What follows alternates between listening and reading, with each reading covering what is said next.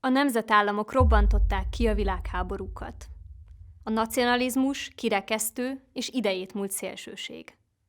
Ugye ismerősen cseng az érvelés. Hitler óta sokak szemében a nemzetépítés összemosódott a harmadik birodalom militáns terjeszkedésével, a nacionalizmus a nácizmussal.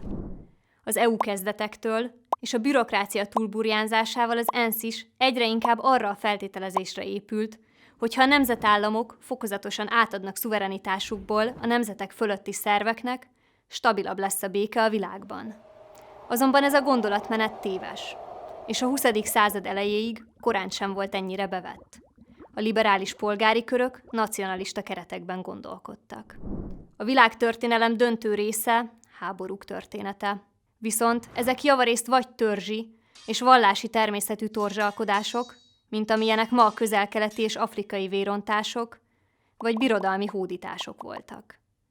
A világháborúk is a nagyhatalmak sakkjátszmáiból eredtek, akik Európában nemzetállamokat építették, míg ezzel súlyos ellentmondásban globális szinten gyarmatosítottak.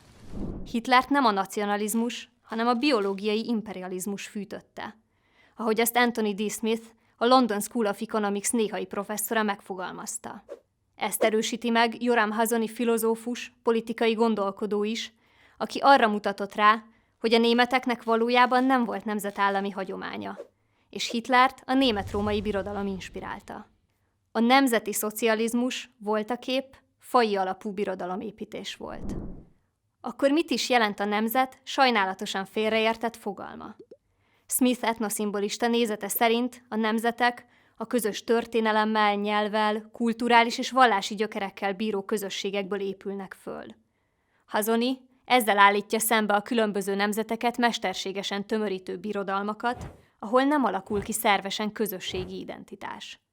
Egy birodalomban ugyanis egyetemes jogrendben felülről erőltetnek egy domináns kultúrát mindenkire, ami elnyomáshoz és feszültségekhez vezet. Miért sikeres mindmáig a nacionalizmus? Yael Tamir, oxfordi politológus, volt izraeli baloldali miniszter a következőkkel érvel. Egyrészt, mivel a nemzet számolja fel a személyes jellegű, törzsi ellentétek anarchiáját.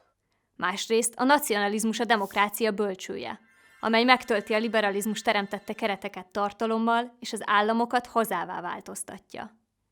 Ugyanis a nemzet képes lehetőséget teremteni tagjai számára arra, hogy felelősséget vállaljanak egy még belátható méretű és az érdekképviseletük ellátására alkalmas közösségen belül. Így ajánl a nacionalizmus végső soron közösségi identitást, amire a globalizmus nem képes.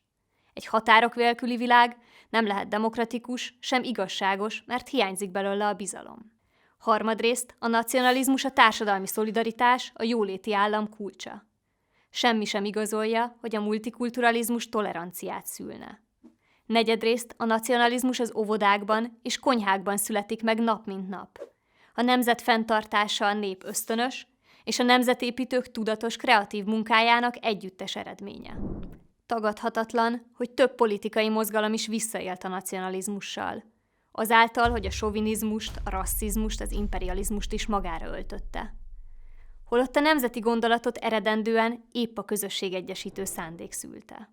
Ezzel ellentétben Hazony szerint az egyiptomi fáraóktól, a római császárokon és pápákon át korunk liberális elitjéig sokak a határok lebontásával akartak békét és jólétet teremteni.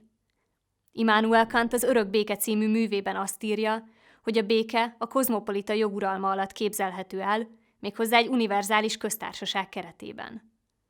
Az efféle optimizmus a felvilágosodás antropológiai idealizmusára épül, mely szerint az emberek természetes állapotban jók. Világállamra azonban nincs jó történelmi példa. A történelem azt igazolja, hogy az ember természete könnyen korrumpálható, ezért a béke érdekében fontos a hatalmat nem csak alkotmányos, hanem földrajzi keretek közé is szorítani. Végeredményében a nemzeti szuverenitás védelme liberálisoknak, konzervatívoknak, bal- és jobboldaliaknak egyaránt szükségszerű axióma. Surjányi Fanni, az MCC kutatási vezetője az Axiómán.